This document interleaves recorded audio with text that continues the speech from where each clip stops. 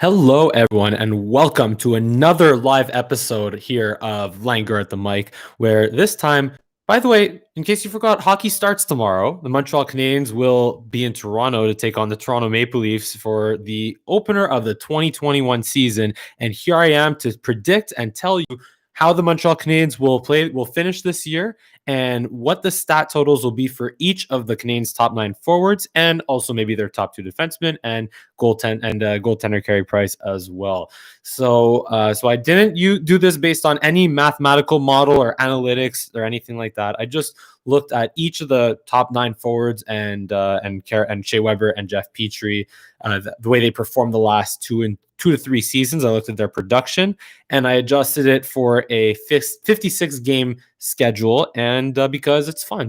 And obviously I adjusted a little bit on how I think they will produce this year in 2021. So for each player in the top 9, in terms of forwards in the top 9, I will recap their 2019 to 20 season, state whether they will improve or decline in production, and predict their goals, assists, and point totals in 2021. So let's get ready to it. And as usual, give me a big thumbs up on this video, subscribe to my channel, and give me a follow on Twitter and Instagram at Mike Langer for both. So again, let's get right into this. So let's start with Brendan Gallagher. In 2020, Brendan Gallagher had 22 goals, 21 assists, 43 points in 53 games. Was a decision I think he will decline. Not by much, though. Not by much. I project that he will score 20 goals, 14 assists, good for 34 points in 52 games. So it's a slight dip in production, mainly because I think they will be, the Suzuki line, the Kotkaniemi line will play a little bit more, and there won't be as much responsibility, or the Canadiens won't lean as much on the Danault, Tatar, and Gallagher line. So with that being said, let's look at Thomas Tatar. In 2020, Thomas Tatar led the team in scoring or in points, 22 goals, 39 assists, 61 points in 68 games played. And I think Tatar will have a slight decline as well. And I predict that he will score 15 goals, 24 assists for 39 points in about 54 games. And yeah, like I said, just because Tatar will get his time on the power play, but I just think that he had a really good season last year. He had almost a career high, or if not a career high, last year in 2020. And I just think that he won't quite be able to match that level of production, but he'll still have 39 points in 54 games for the Habs. And now let's look at their center, Philip Danault.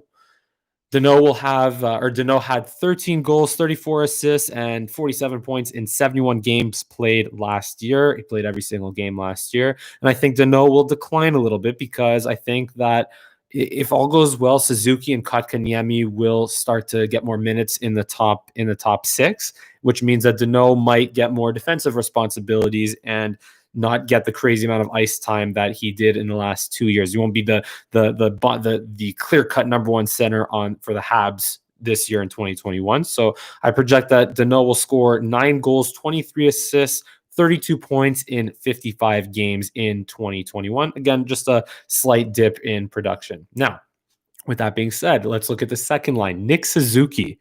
In 2020, Suzuki had 13 goals, 28 assists, 41 points in 71 games played. And I think it's pretty clear that Nick Suzuki is going to improve in 2021, improve on that production of 41 points in 71 games. I project that Nick Suzuki will be the Montreal Canadiens 2021 leader in points. He will have 16 goals, 30 assists, 46 points in 56 games for the Montreal Canadiens in 2021. Nick Suzuki, your leader in points. Now, his line mate, Jonathan Drouin, his left winger, at least right now, 7 goals in 2020. He had we all know how bad of a season he had. 7 goals, 8 assists, only 15 points in only 27 games played last year. And I think it's pretty easy for Jonathan Drouin to improve on that production rate in 2021. I believe he will have 11 goals, 23 assists, good for 34 points in 51 games. That's Jonathan Drouin. And now this will be fun. Josh Anderson, who the Montreal Canadiens acquired his rights to in a trade and gave him the long-term, I think it was a 7-year, $36 million extension in 2020. Not a good year as he was really banged up. He only played 26 games, 1 goal, and 3 assists for 4 points. So again, same for Jonathan Drouin. Pretty hard for Josh Anderson to not improve on that level of production. I project that Josh Anderson will have 17 goals, 11 assists, good for 28 points in 52 games for the Montreal Canadiens in his first year as a Hab. Now, let's go to the third line now. Jesperi Kotkaniemi. This is also interesting. The next two are pretty interesting as well. So Jesperi Kotkaniemi, again, we know that 2020 was a really rough year for him, at least in the regular season. Looked a lot better in the bubble, but he had 6 goals, 2 assists, 8 points in 36 games for in the regular season of 2020 before COVID. And again, it's pretty hard for Jesperi Kotkaniemi to not improve on that. I mean, he was much better in the bubble. He had a bit of a slow start playing in Finland. I think it was a Satpori hockey club in the Swedish Elite League overseas. And but then he got going and he had a really strong training camp and playing with the best line mates that he's ever played with in his career. I believe that Kotkaniemi will score 9 goals, 21 assists, 30 points in 53 games. And I believe that will be a career high for Jesperi Kotkaniemi, even in a shortened season, and definitely his highest rate of production in his young career. Now, his line mate right now, his left winger, Tyler Toffoli, in 2020, he played at the Vegas Golden Knights and the Vancouver Canucks, where he was a point per game player, by the way, 10 points in 10 games. But overall, finished the season 24 goals, 40 assists, 44 points in 68 games played.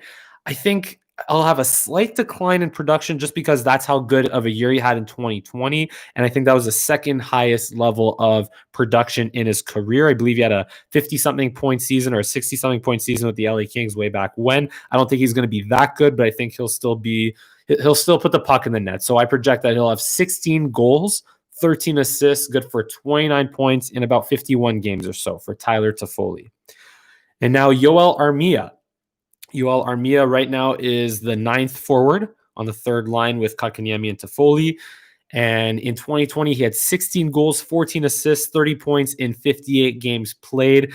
And injuries have been a factor for Yoel Armia, and I think he'll have a slight decline in that rate of production. And I project that he'll have 7 goals, 9 assists, 16 points in 40 games. And I also think he'll be look, if he plays well, and if there are injuries, he'll definitely move up the lineup. But if the top 6 is cooking, if the Suzuki and the Danault lines are cooking, and Jesperi Kotkaniemi is also playing well, and everyone's doing what they're supposed to be doing, then Yoel Armia and even Corey Perry, who I think cleared waivers today, if Corey Perry earns a spot in the lineup and outplays Yoel Armia, well, I don't know if Yoel Armia will get past or get out of the bottom 6. So he'll have to play very well to get out of the bottom 6, and which is why, again, for Yoel Armia, I think he'll have 7 goals, 9 assists, 16 points in 40 games for the Canadiens in 2021.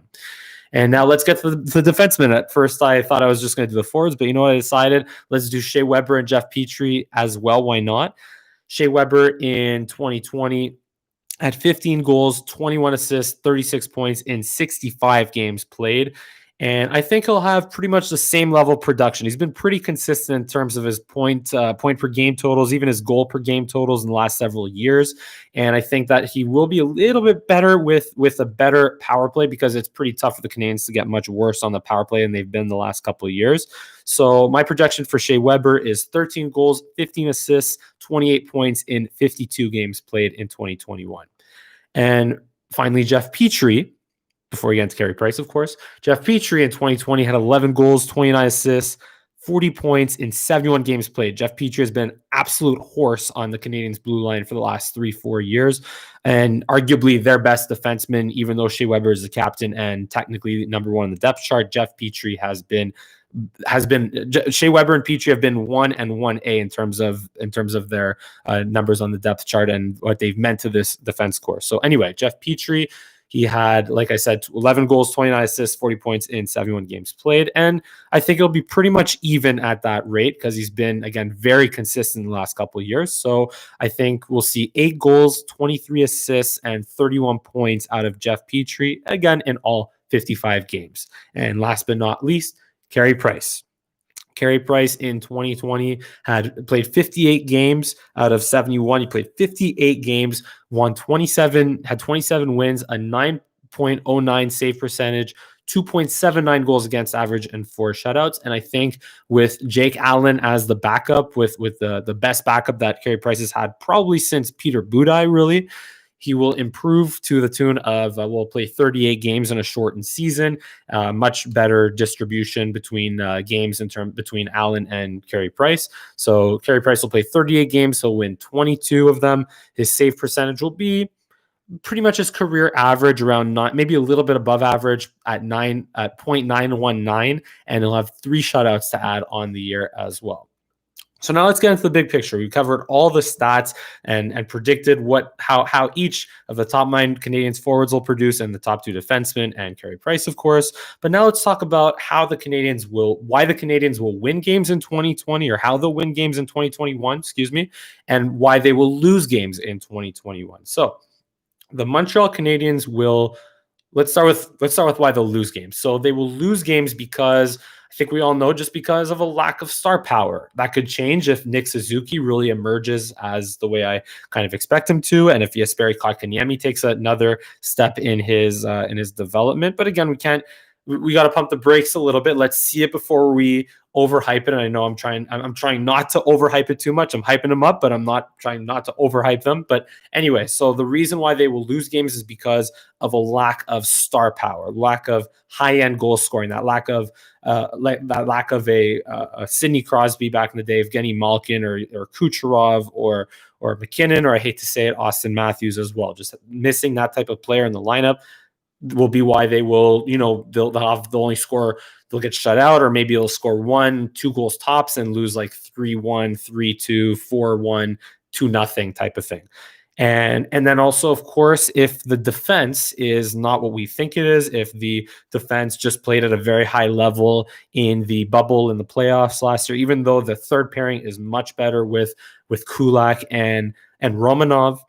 And that's another thing, of course, if Romanov emerges as again, I don't want to overhype Alexander Romanov either here, but just I think that's pretty safe to say that Romanov, Kulak, and Edmondson in the bottom 3 on the depth chart will be better than Kulak and Mete. So, and I really, again, just honestly, the X factor is Joel Edmondson, because in that second pairing with Jeff Petrie, if Joel Edmondson plays like Carl Alzner, well, he's going to, find himself pretty down the depth chart sooner than later. But again, we'll see. We'll see what if Joel Edmondson plays like he did with St. Louis. Well, then that's a pretty good top 4 that the Habs have.